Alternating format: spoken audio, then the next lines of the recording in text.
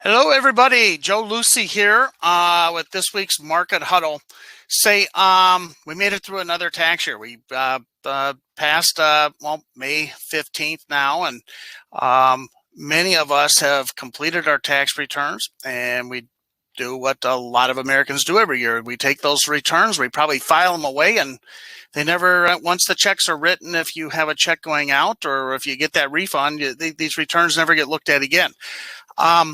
So what I wanted to do this week is focus on some things that we should be doing with this return before we put it away, before we don't look at it. And for those of you that are have been working with secured retirement, you know that we are big fans of making sure that we help you reduce taxes.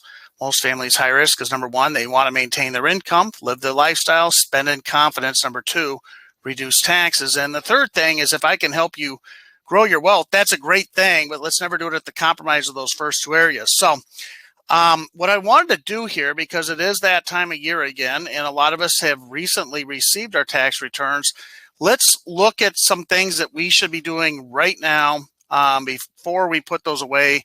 And I've come up with 6 different areas that we can look at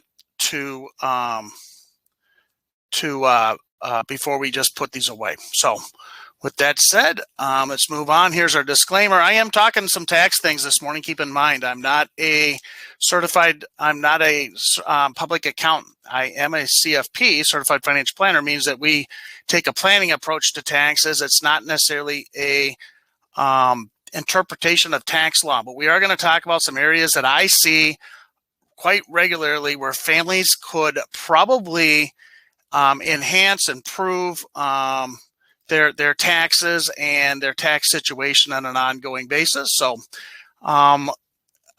but I'm not a CPA and I'm not a member of the federal government. So that's what that disclaimer says. Let's start here with the first area of taxes I want everybody to look at. Now, I know that not everybody here is currently on Social Security, but if you are collecting Social Security, the first line item I'd like everybody to look at with their tax return is line item number 6 here. Line item number 6 is where we state our Social Security. There's actually 2 line numbers here. One is 6A and one is 6B. 6A is the gross amount of Social Security benefits. So if you collect Social Security, some of that goes towards maybe Medicare. You may not see that portion of the check. Sometimes families are withholding a little bit there. But that's the gross amount. That's before Medicare premiums, before any taxes that might be withheld from your Social Security. Keep in mind that Social Security is a very it's the foundation of what I call mailbox income. It's money that hits the checkbook each and every month, regardless of what's going on Wall Street. And families that have a higher Social Security benefit based on what their expenses are tend to live much more comfortable, much more secure retirements, because as the markets act funny from time to time, if I'm not forced to withdraw or lock in losses on these accounts, we tend to sleep better at night. So our goal here at Secure Retirement is oftentimes to try to figure out how we can get more mailbox income, and Social Security can be the foundation of that.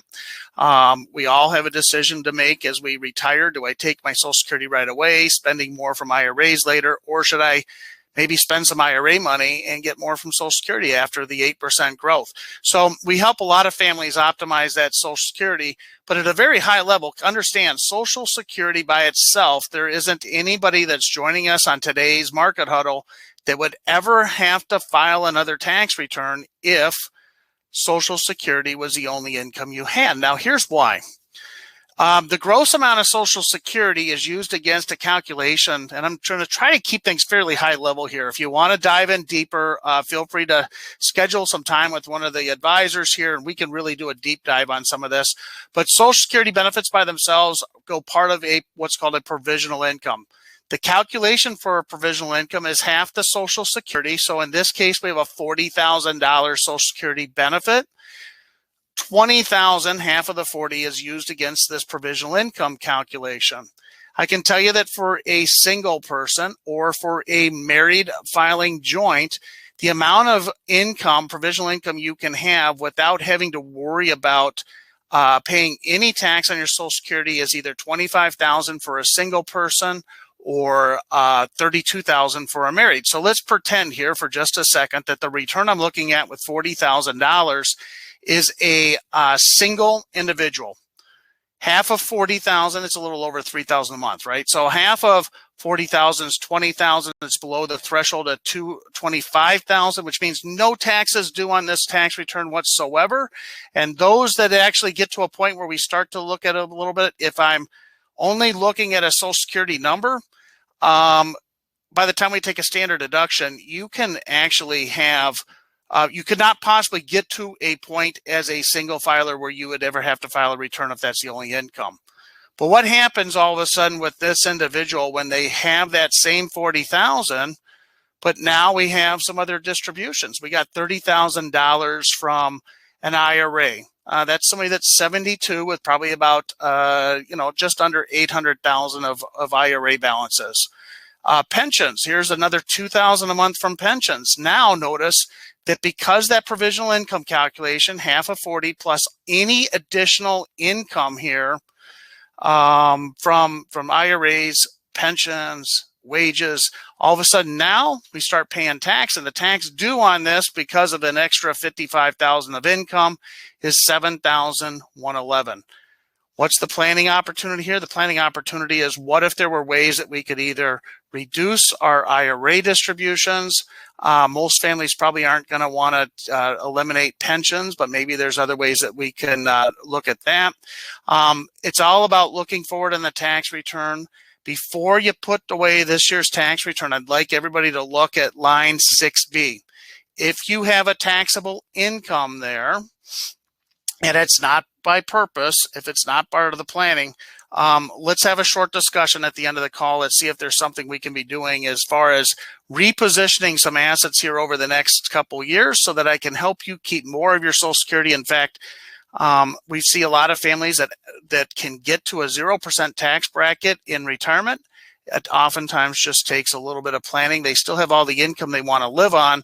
It's just that it's repositioned more tax favorably. Let's look to the second area before you put away this year's tax return, covering 6 areas that I want everybody to take a quick look on your tax return and see if this is something that pertains to you. If it does, let's make sure we schedule some time for a quick review on taxes. I see some names on our list, that we haven't talked to in the last 3 or 4 months. Let's do that. Let's look at dividends. It could be dividends. It also could be interest. Number 2 is somebody that has excessive interest or dividends. And if you're living on dividends and interest, this is less problematic. But I'm really talking about those of you that might have some dividends in an account. You might have worked for an employer. We were able to pull the stock out of that account. Now that account is sitting in a brokerage account, or it could be mutual funds. It could be maybe you have an account that's got some old Vanguard funds that are kicking off some interest and dividends.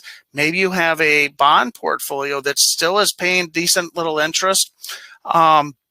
Even in a low interest rate environment, we're sometimes seeing families that are coming to us and they have a lot of money that's just kind of rolling around.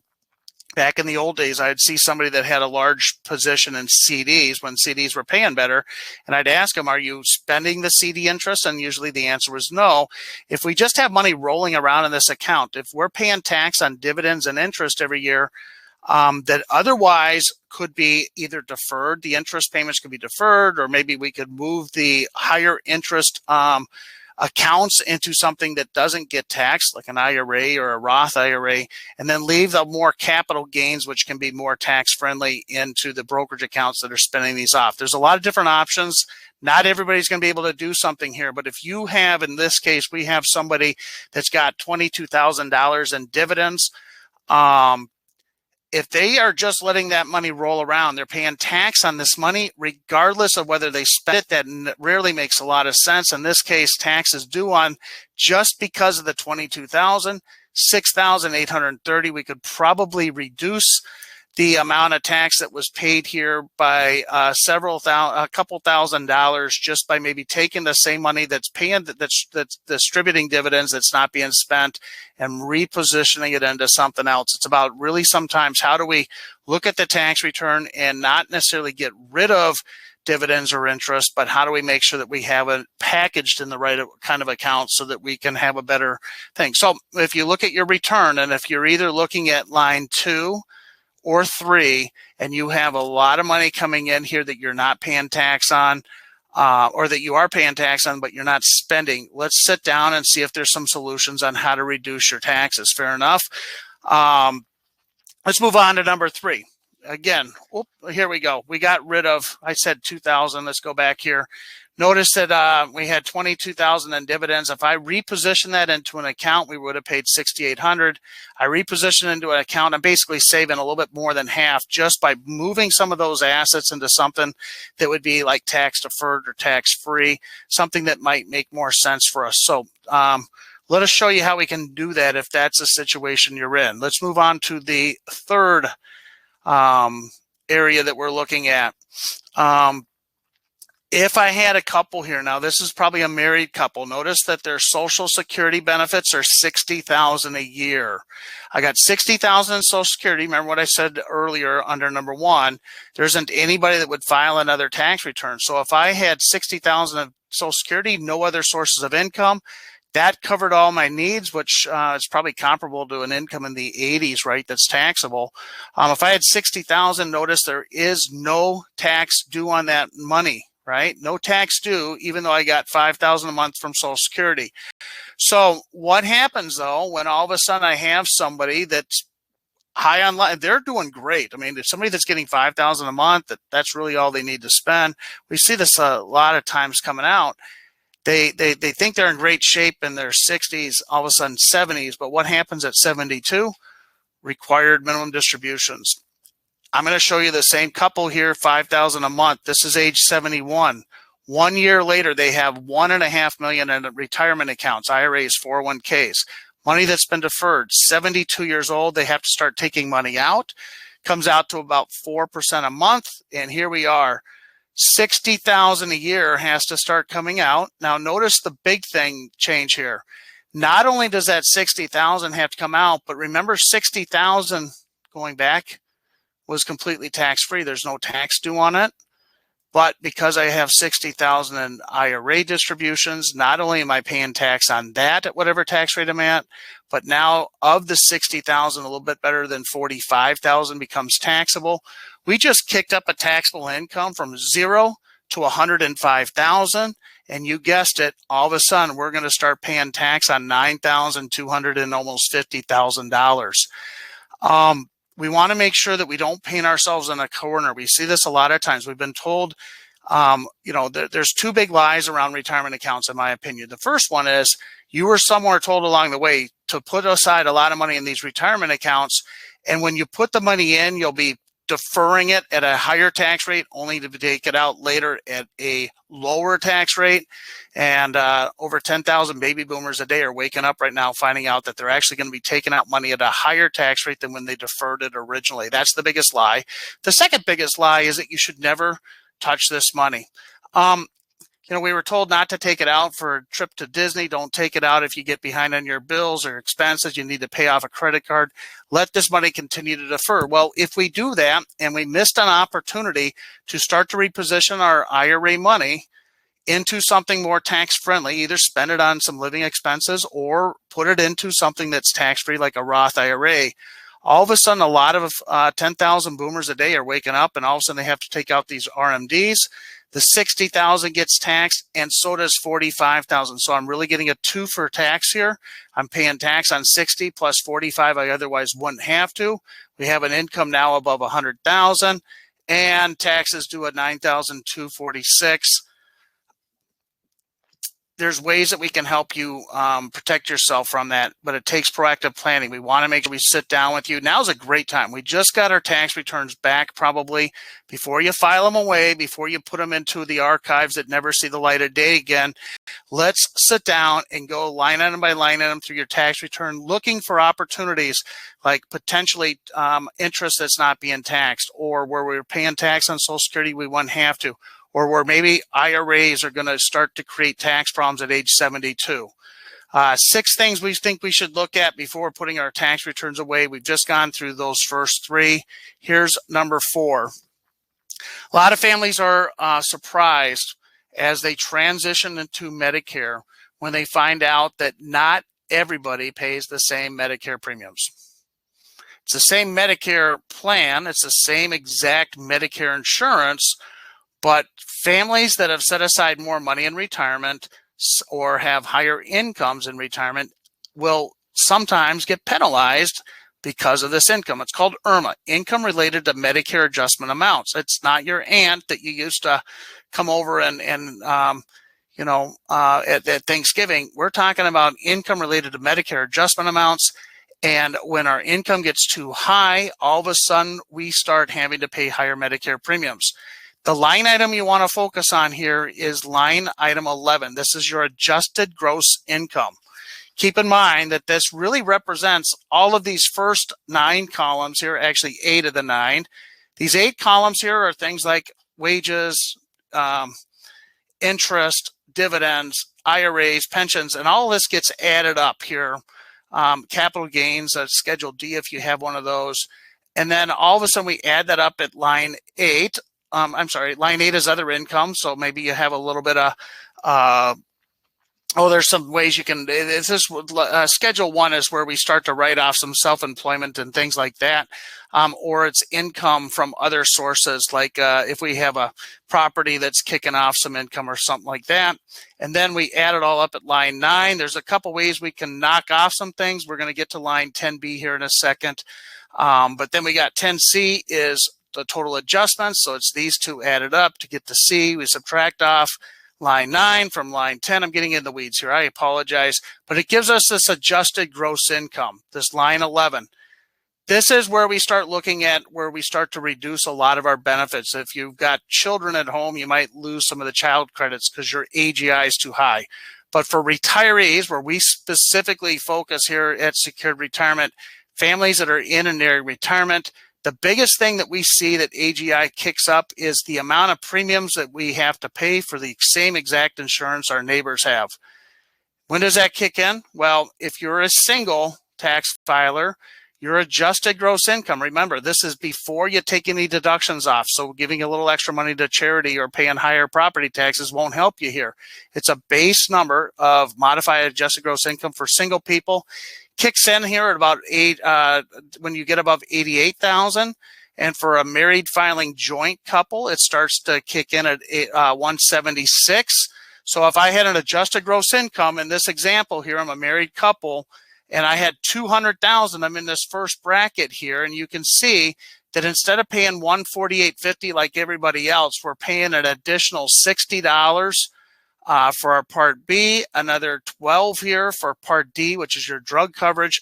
We're paying somewhere close to $72. It's about $850 per year per person. So if I have a husband and a wife and you're both on Medicare, it comes out to about a $1,700 penalty if our AGI gets too high. Now, that doesn't mean that you want to always keep your income down, but if we're doing things like we're going to get into it, Roth conversions, or maybe you had a little extra dividend, or if there's a sale of something that we can maybe spread out, a lot of times we can help you keep this down. There's also one form I want to make sure anybody that's listening to us here today knows about. It's a Social Security and SSA Form 44.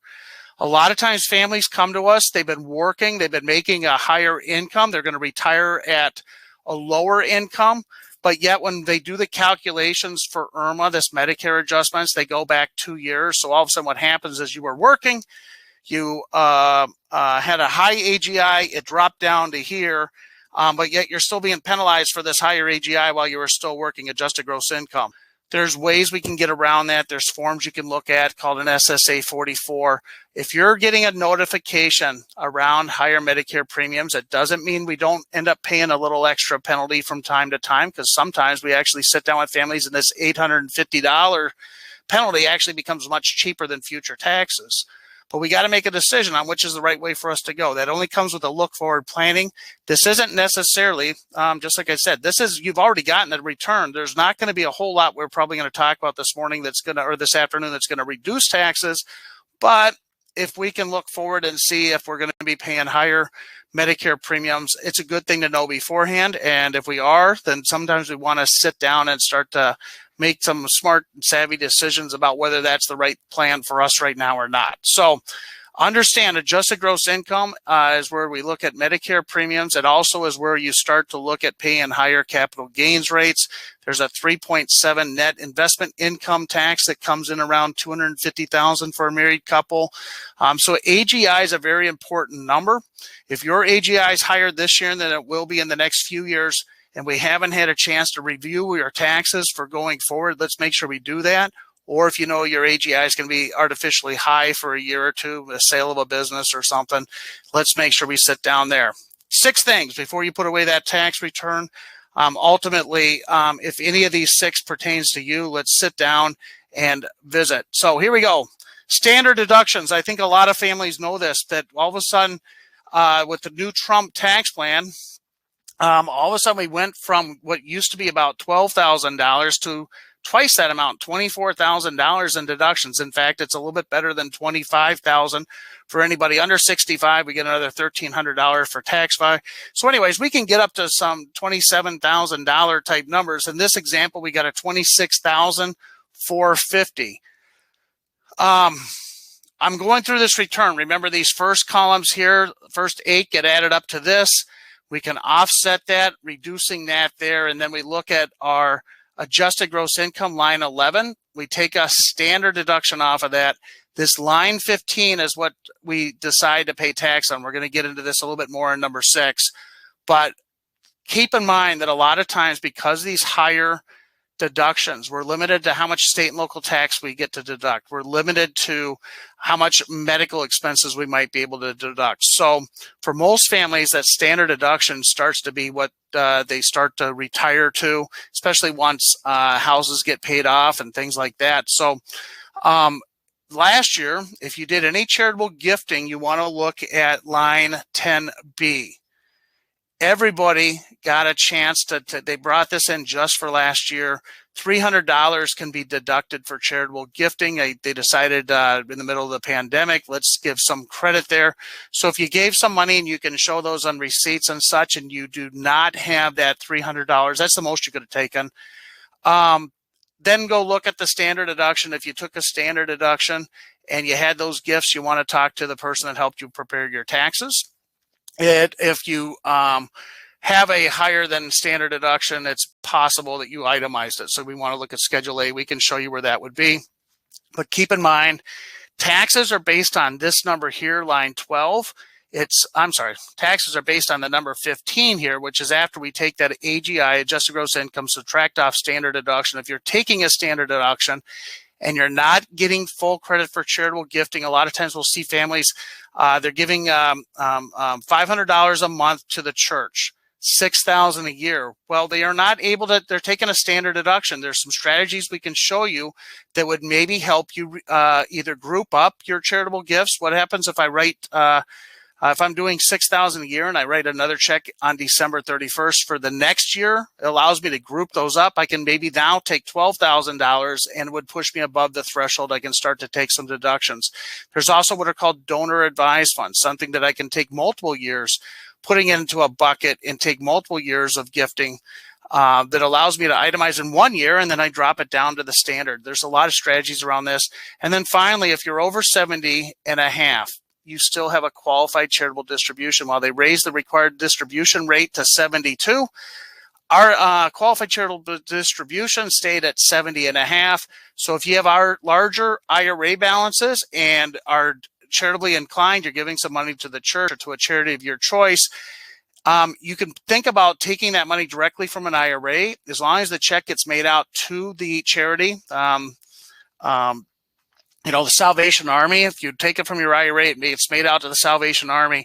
You can take that, and what it'll do is it'll actually reduce the IRA balance. If you have an RMD due, it'll reduce the amount that you have to actually report. And then there's no line item on here for this. You actually have to list how much money came out of the IRA in 4A, but the taxable amount would be reduced by how much went to charity.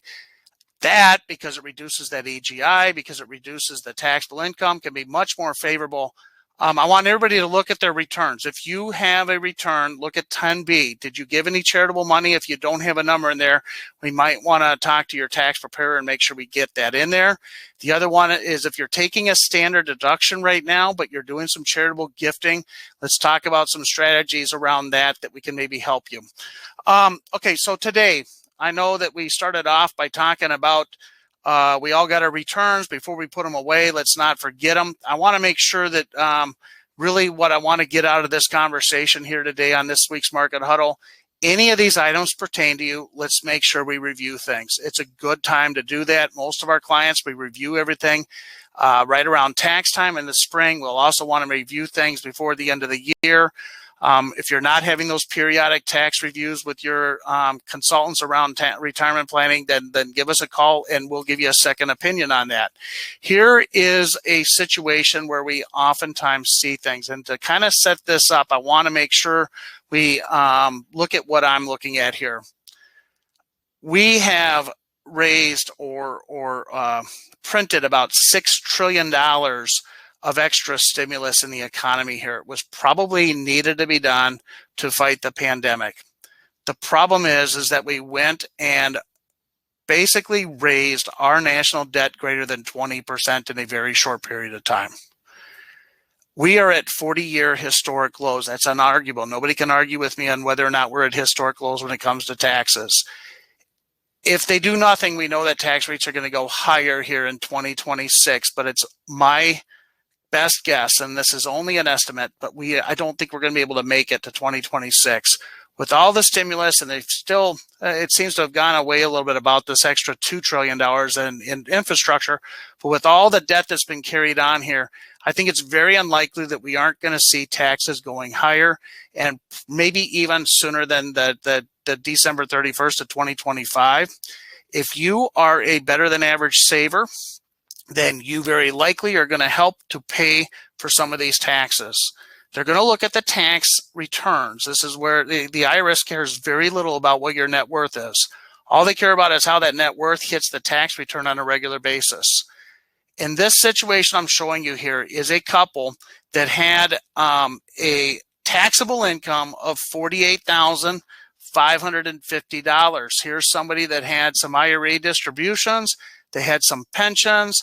In this case, they don't even have Social Security coming out yet, right? So they must not be a Social Security age, or they might be deferring it. We add those numbers up, 75,000. They took a standard deduction of 26,450. They're at 48,550. Now, here's the opportunity, and this is something that I think most of you that are joining us here today can take advantage of. A lot of times we'll see families that have room in their brackets, their tax brackets, that they should be filling in. You should be taking and finding additional income to raise it to the next level. In this case, there's $5,600 of taxes due. If I had an income, I'm going back to this one more time, $48,500 taxable income, I take a married filing joint here. Notice that they are right in the middle of this $19,901, $81,050. They're in a 12% tax bracket. Remember, the taxable income's about 50. So what do we have here? We got somewhere about $30,000 that could be moved over at 12%. Why do I want to do that? Well, because if I think tax rates are going back to where they were in 2026, this was a 15% bracket. That's 3 on 12. I mean, you know, that's a about 25% increase in tax rates, huh? For every additional dollar.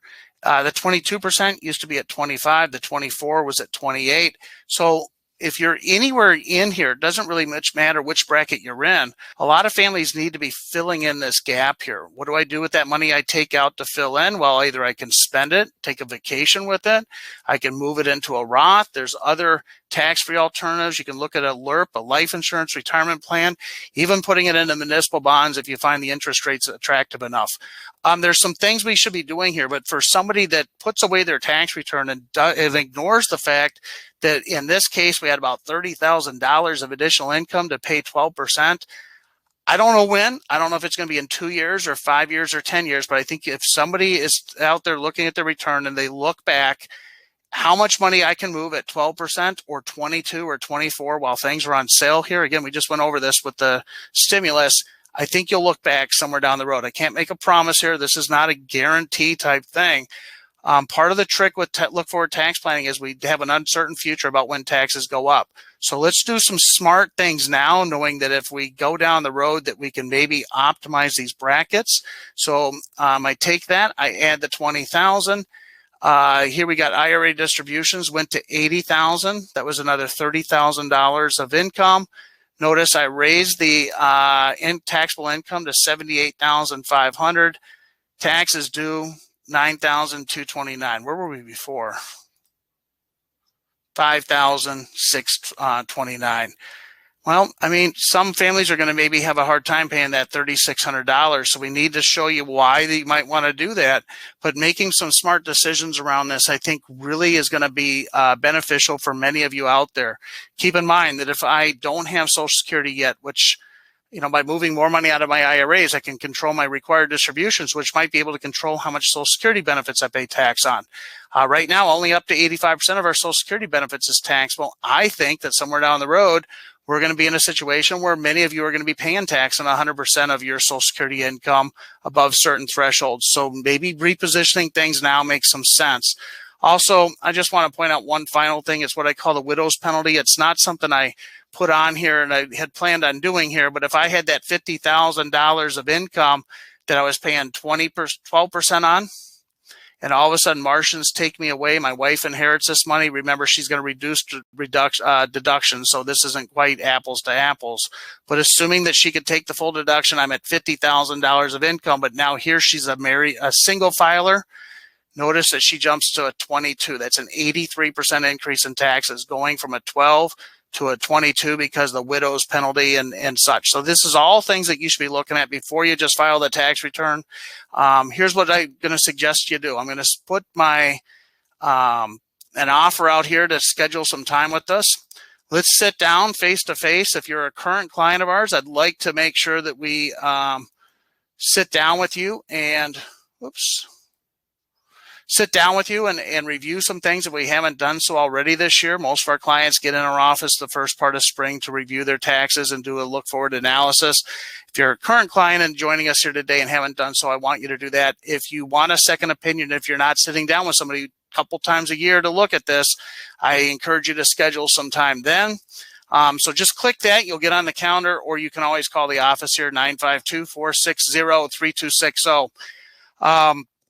I hope today has been beneficial for everybody. I hope there was something that you got from this. Couple quick areas I want to look at before I file that tax return. If you're not going to take us up on a visit right now, make sure you look at a couple line items. Do you have excess income or dividends, money that you're not spending and it's just kind of rolling around in that tax return each and every year? A lot of times we see that with mutual funds. Are you going to be taking out required distributions? Are you paying tax on Social Security? How about that adjusted gross income? Are there factors that are increasing that are just a one-time factor? Or when you look out down the road, are you going to start to have it at a higher adjusted gross income that could put you just into that threshold where all of a sudden you have a penalty around your Medicare, or there were several layers of penalties there? So let's make sure that you aren't doing that. Sometimes we will suggest that families actually pay that premium for an extra year or two, the extra premium, because it puts them in a situation long-term better. Everything should be mathematically tested for you. That's what we do here. Anyways, 6 things. I'll run through it real quick here. Social Security, are you paying tax on Social Security? Excess income and dividends. Required distributions. Do we know what that's going to look like at age 72? Are we painting ourselves in a corner? We're going to be paying higher than unnecessary taxes. Know how the adjusted gross income, the total income, affects Medicare premiums and some of the other deductions that can be removed. Standard deductions, charitable gifting. Are you doing charitable gifting but not getting credit for it? Are there other smarter ways we can do that? And then is there room in the tax bracket to reposition money, moving it from one pocket to another? It's still going to be yours, but you're moving it around, paying a little extra tax today while taxes are on sale. They're going to put you in a better position long-term with your retirement planning.